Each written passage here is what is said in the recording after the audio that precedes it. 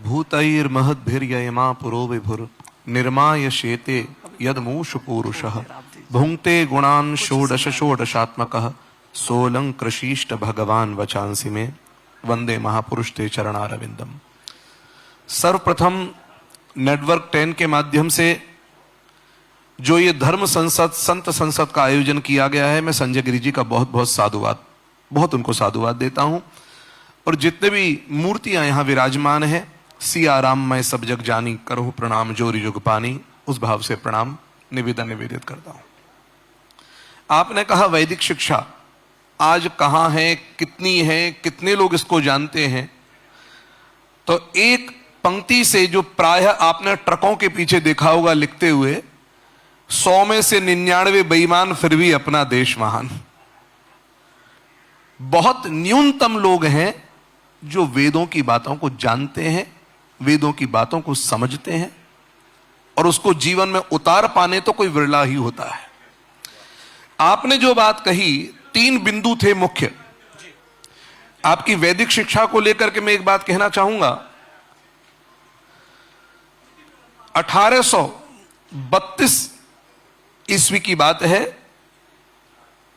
इस भारत को गुलाम बनाने के लिए लॉर्ड मैकाले ने ब्रिटिश पार्लियामेंट में जो कुछ कहा था वो आज भी वहां दर्ज है जी। और उसमें जो कहा है कि भारत देश को गुलाम बनाना कठिन नहीं, असंभव है, क्योंकि भारत पूरा भ्रमण करके मैं आया, मुझे एक भी अशिक्षित नहीं मिला, एक भी भिखारी नहीं मिला, एक भी कमजोर नहीं मिला। वो भारत देश जहां पर एक एक व्यक्ति सशक्त हो, उस देश को गुलाम कैसे बनाया जा सकता है, ये लॉर्ड मैकाले का संदेश। फिर कहा कि ये कैसे संभव है, हमें तो बनाना है भारत को गुलाम। हस्तियां बिट गई भारत को गुलाम बनाने वालों की, तो एक ही तर्क निकला कि यदि गुरुकुल शिक्षा पद्धति को नष्ट कर दिया जाए और मॉडर्न एजुकेशन सिस्टम को लागू कर दिया जाए, तो ये भारत देश अशिक्षित भी होगा या फिर शिक्षित होगा तो सो कॉल्ड शिक्षित होगा, क्योंकि उसके धर्म का मर्म वो जानता ना होगा। और फिर आप चिंतन करके देखें तो पहले हम सबके पूर्वज धोती कुर्ता पहना करते थे, अब टाई कोट पैंट में आ गए, गले में फंदा तो पहले ही लगा लिया है। खान पान बदल गया, सब कुछ बदल गया। जिस जाति को हम नष्ट करने की बात कर रहे हैं, ये मेरी बड़ी कठोर बात हो सकती है, क्योंकि एक शायर ने कहा है, जो खरा होता है सचमुच वह खारा होता है, जमाने को कब वह गंवारा होता है, यहां तो चाहिए केवल खुशामद करने वाले चमचा, इसलिए तो सबका प्यारा होता है। लेकिन यहां पर हम चमचागिरी नहीं करेंगे, हम शास्त्र की बात करेंगे। लोगों की कोई की दादागिरी होती है, कोई की नेतागिरी होती है, हम डंके की चोट पर बोलते हैं हमारी शास्त्रगिरी है। हम शास्त्रों की बात से बात करते हैं। तो धर्म जिसकी हम बात करते हैं, उस धर्म का मूल कहां है? तो वेदो खिलो धर्म मूलम, वेद ही धर्म का मूल है। वेद ही धर्म का निर्देश करता है किस व्यक्ति को क्या करना चाहिए, किस व्यक्ति को क्या नहीं करना चाहिए। वेद प्रणहितो धर्मः, मैं आधे आधे सूत्र में ही बात बता रहा हूं। वेद प्रणहितो धर्मः, वेद कहता ये करो वो धर्म, वेद कहता ये मत करो वो अधर्म करना वाला। विधि और निषेध से वेद काम करते हैं, क्या करें क्या ना करें, इन 2 चीजों से वेद काम करते हैं। आज छोटा सा उदाहरण दे रहा हूं। जाति तकलीफ नहीं देती है। हमारे सनातन धर्म शास्त्रों में कहीं भी एक शब्द दलित नहीं है। ये राजनेताओं की पैदा की हुई पैदाइश है, दलित शब्द शास्त्रों में कहीं नहीं है। अब रही बात 4 वर्ण व्यवस्था की, तो श्रीमद् भगवत गीता के प्रमाण से कह रहा हूं, ये चारों वर्ण व्यवस्था सनातन है। चातुर्वर्ण्यम मया सृष्टम गुण कर्म विभागशः, श्रीमद् भगवत गीता का 4थे अध्याय का 13वां श्लोक है। अब एक महानुभाव इससे पहले मंच पर बैठे थे, उन्होंने कहा कि त्रेता युग में कहां वर्ण व्यवस्था थी। तो मैं निवेदन करना चाहूंगा, वाल्मीकि रामायण का अवलोकन करें, रामचरितमानस का अवलोकन करें। गोस्वामी तुलसीदास जी की रामचरितमानस में अरण्य कांड में जब खरदूषण सामने आकर खड़े होते हैं, और अकेले नहीं 14,000 राक्षसों के साथ, भूत प्रेतों के साथ, और राम जी अकेले सामने खड़े होते हैं, सामने 14,000 हैं खरदूषण की सेना में और राम अकेले हैं। ये एक संदेश और देता है कि सत्य को प्रमाण के लिए भीड़ की आवश्यकता नहीं होती, कई बार सत्य अकेले खड़े होने का साहस भी मांगता है। आप अकेले खड़े हो सकते हैं कि नहीं हो सकते सत्य के धरातल पर?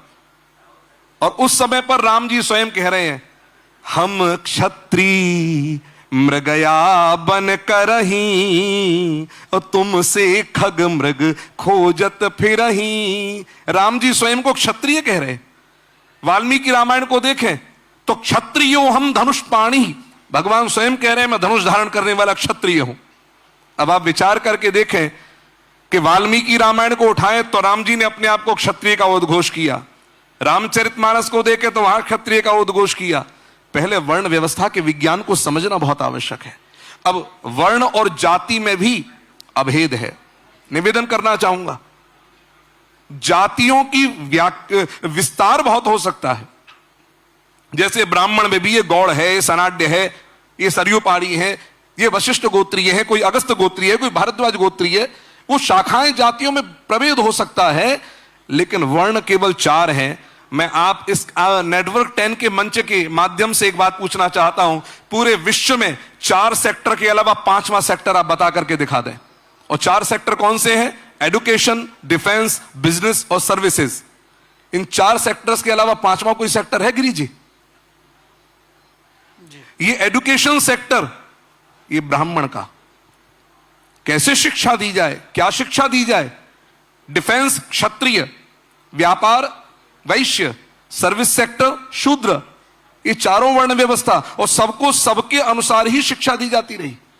अगर हम श्रीमद् भागवत महापुराण में पितामह भीष्म का उद्घोष सुनेंगे, जिस समय युधिष्ठिर राजगद्दी पर बैठना नहीं चाह रहे हैं, कृष्ण समझा रहे हैं कि बैठो, बोले ना ना ना, इतने भाइयों का वध हो गया, परिवार का वध हो गया, खून से लथपथ ये सिंहासन में नहीं बैठ पाऊंगा। बहुत समझाया, नहीं माने, चलो आपको एक महात्मा का आशीर्वाद दिला के ला रहा हूं। पितामह भीष्म जो बाणों की सरसैया पर पड़े हैं, उनसे कहा कि उपदेश करें। वहां पितामह भीष्म ने जो उपदेश किया उसमें लिखा है, दान धर्मान, राजधर्मान, मोक्ष धर्मान विभागशः, भगवत धर्मान, स्त्री धर्मान, भगवत धर्मान समासभ्यास योगतः। ये कह रहे हैं सब धर्मों के बारे में बताते हुए कि राजधर्म क्या है, मोक्ष धर्म क्या है। लेकिन ये सारे धर्म कैसे बताए? बोले पुरुष स्वभाव विहितान यथा वर्णम यथाश्रमम, वर्ण और आश्रम के अनुसार बताए, क्योंकि सनातन का वेदों का मूल वर्ण और आश्रम पर टिका हुआ है। सतयुग में केवल एक ही वर्ण था, सतयुग में केवल एक ही वर्ण था, उसका नाम है हंस वर्ण। लेकिन उसके बाद में जिस व्यक्ति ने जैसा कर्म किया, ये गुण कर्म विभागशः की व्याख्या में सतोगुण रजोगुण तमोगुण के आधार पर ही जीवन भर मनुष्य कर्म करता है। जैसे किसी बैंक, जिसे किसी अकाउंट का बैलेंस शीट का एक क्लोजिंग बैलेंस होता है। गिरिजी कोई लाख कोशिश कर ले, प्रीवियस ईयर का क्लोजिंग बैलेंस ही नेक्स्ट ईयर का ओपनिंग बैलेंस होगा। ऐसे ही पूर्व जन्म के आपके गुणों के अधीन जो जो कर्म आपने किए हैं, उसी के अनुसार आपका अगले जन्म में उसी वर्ण में जन्म होगा। यही गुण कर्म विभागशः है। इसलिए वर्ण व्यवस्था जन्मना है, कर्मणा नहीं। और इसकी शिक्षा वेदों के माध्यम से मिले, वो तब होगा जब गुरुकुलों की स्थापना होगी। सज्जनों, मैं एक निवेदन और करना चाहूंगा कि वर्ण व्यवस्था, जाति व्यवस्था को लेकर के लोग कहें राष्ट्र बड़ा या धर्म बड़ा, राष्ट्र बड़ा कि धर्म बड़ा। तो मैं निवेदन करूं, धर्म के माध्यम से राष्ट्र सेवा की शिक्षा मिल सकती है, लेकिन राष्ट्र के माध्यम से धर्म की शिक्षा नहीं मिल सकती है। इसलिए राष्ट्र से भी बड़ा धर्म। और महाराणा प्रताप का वो एक उद्घोष कहूं, जिस समय पर अकबर के आक्रमण पर एक ऐसा समय भी आया जब महाराणा प्रताप को वहां से भागना पड़ा। राज्य चला गया, अर्थात राष्ट्र चला गया, लेकिन राजा बचा हुआ था और राजा के जीवन में धर्म बचा हुआ था। तो घास की रोटी खा करके भी अपनी जंगल में सेना को सशक्त करते हुए इकट्ठी करके गया हुआ राज्य फिर से प्राप्त कर लिया। यदि धर्म बच जाएगा तो राष्ट्र बच जाएगा, लेकिन धर्म नहीं बचा तो राष्ट्र नष्ट हो जाएगा। इसलिए धर्म को बचाना परम आवश्यक है। नारायण। ये वो वक्तव्य है। देखिए, बहुत सारी चीजें हैं। मैं यही कहता कि ये शिक्षा, वैदिक शिक्षा जो गुरुकुल की बात की है, ये कितनी जरूरी है, कितनों को ज्ञान है इस चीज का। मुझे लगता है कि इस भगवे में बैठे संतों को छोड़ दें तो बाकी जितने भी लोग यहां पर हैं उन सब के लिए एक विषय है। और महाराज जी आप देखेंगे शिक्षा की स्थिति आज वो है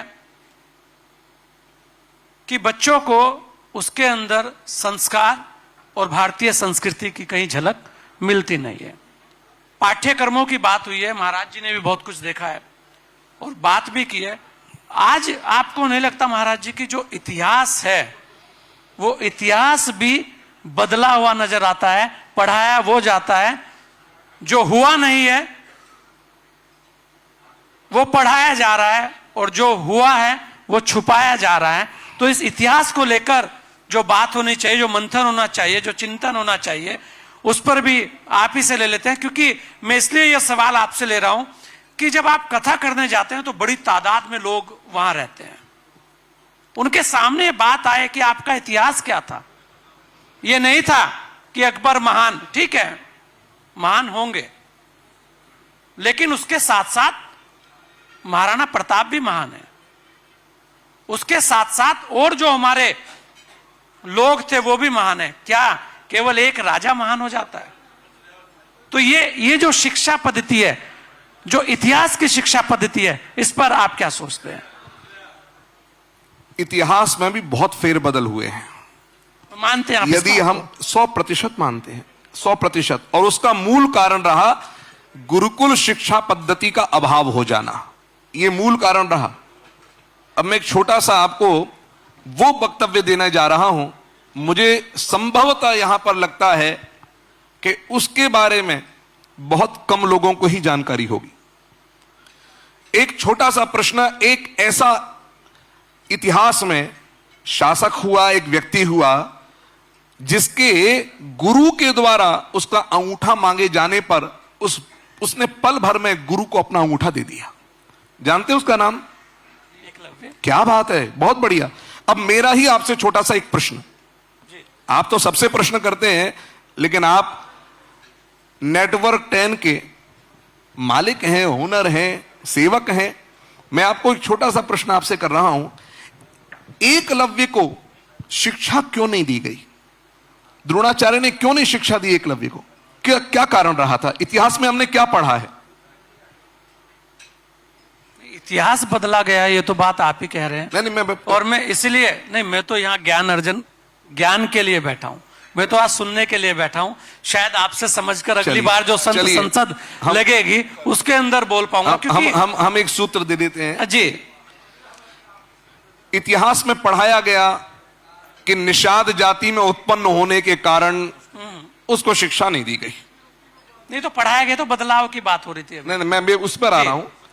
मूल बात अगर देखेंगे तो एकलव्य निषाद जाति का था ही नहीं, यह सच्चा इतिहास है।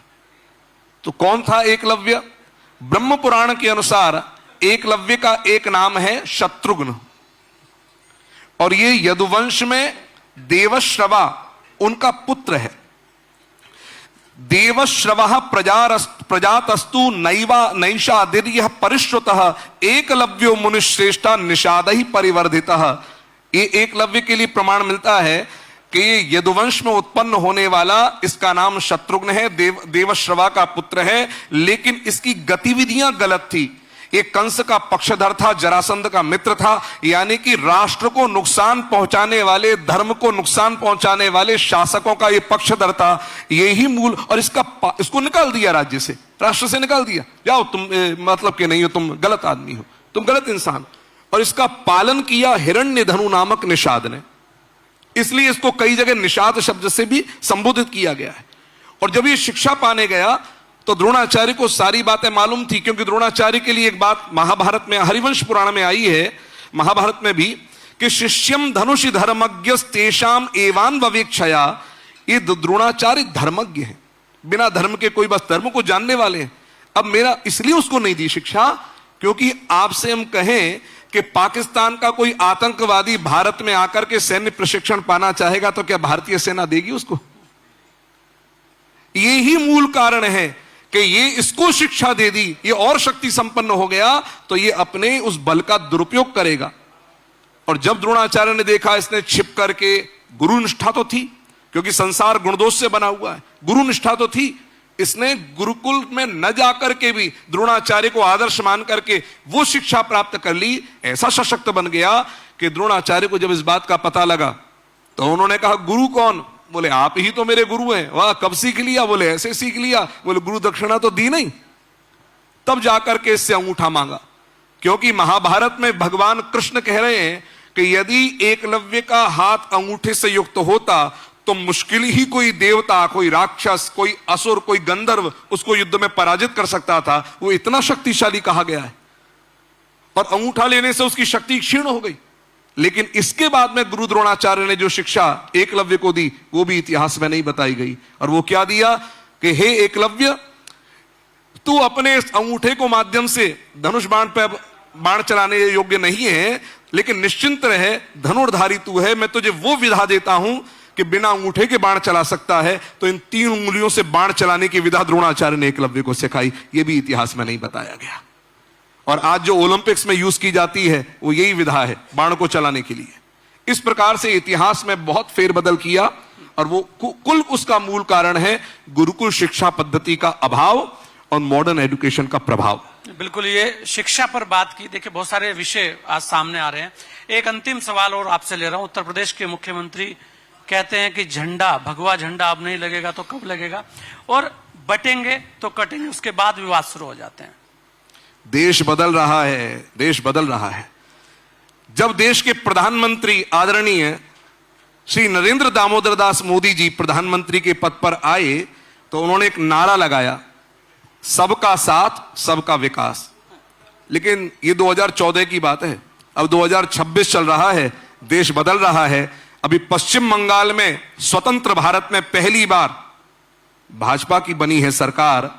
वहां पर सबका साथ सबका विकास नारा नहीं है, देश बदल रहा है। वहां कहते हैं जो हमारे साथ हम उनके साथ। देश बदल रहा है, और यही गरिमा होनी चाहिए। हमारे साथ का अर्थ जो राष्ट्र के साथ, जो धर्म के साथ है, हम उसके साथ हैं। जो राष्ट्र का नहीं, धर्म का नहीं, हम उसके नहीं।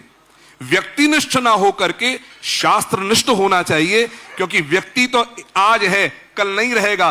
कल हमसे पहले कोई और थे, हमारे बाद कल कोई और आएंगे, लेकिन शास्त्र अनादि हैं। यदि उनका आश्रय ले लिया तो सारी विसंगतियां मिट जाएंगी और राष्ट्र स्वयं सक्षम हो जाएगा। और निवेदन, एक अंतिम बात कह करके, अनुराग जी, एक मकान बनता है, मकान बनने में, एक भवन बनने में मूलतः 4 विशेष चीजों की आवश्यकता होती है। सबसे पहले मकान बनाने के लिए, भवन बनाने के लिए आपको नक्शा चाहिए। बिना नक्शे के भवन निर्माण नहीं होगा। दूसरी चीज आपको चाहिए लोहा, सरिया। तीसरी चीज चाहिए सीमेंट, और चौथी चीज चाहिए बालू, रेत, जल आदि जो भी लगेगा। इसी प्रकार से ये जो नक्शा है, ये ना बने तो मामला बिगड़ जाएगा। ये ब्राह्मण है। यदि शास्त्र का नक्शा आपको न दिखाया गया, उसका अनुसरण नहीं किया गया, तो मामला बिगड़ जाएगा। दूसरा है लोहा, एक क्षत्रिय का सूचक है। यदि क्षत्रिय मजबूत ना होगा, आज मजबूत का अर्थ क्या है? हर ब्राह्मण के अंदर क्षत्रिय भी है, क्षत्रिय के अंदर ब्राह्मणत्व भी। लेकिन मूल धर्म की बात करूं तो आज कोई मर रहा है तो लोग सेल्फी ले रहे हैं। ये क्षत्रिय धर्म नहीं, बुजुर्ग को मारा जा रहा है और वहां पर हम मौन खड़े हैं, ये क्षत्रिय धर्म नहीं है। हमारे देश को, हमारे धर्म को, हमारे सनातन को, अरे मिटाने वाले मिटे। स्टालिन की स्थिति देख लीजिए क्या हुई, मिटाने वाले मिट गए। लेकिन अगर कोई देश के बारे में, राष्ट्र के बारे में, हमारे भगवान के बारे में कुछ कहता हो तो 2 ही चीज हैं, या तो उस स्थान से अपना मुंह मोड़ लो या उसका मुंह तोड़ दो। इसके अलावा दूसरा विकल्प नहीं है। शास्त्र और शस्त्र, आप देखिए ना, हमारे सिख परंपरा में 10 गुरु होने के बाद में फिर 11वां गुरु नहीं हुआ। क्यों नहीं हुआ? क्योंकि आगे आने वाले समय में विचार बदलते जाएंगे, विचार बदलते जाएंगे, विचार बदलते जाएंगे, लोग भ्रमित भी हो सकते हैं।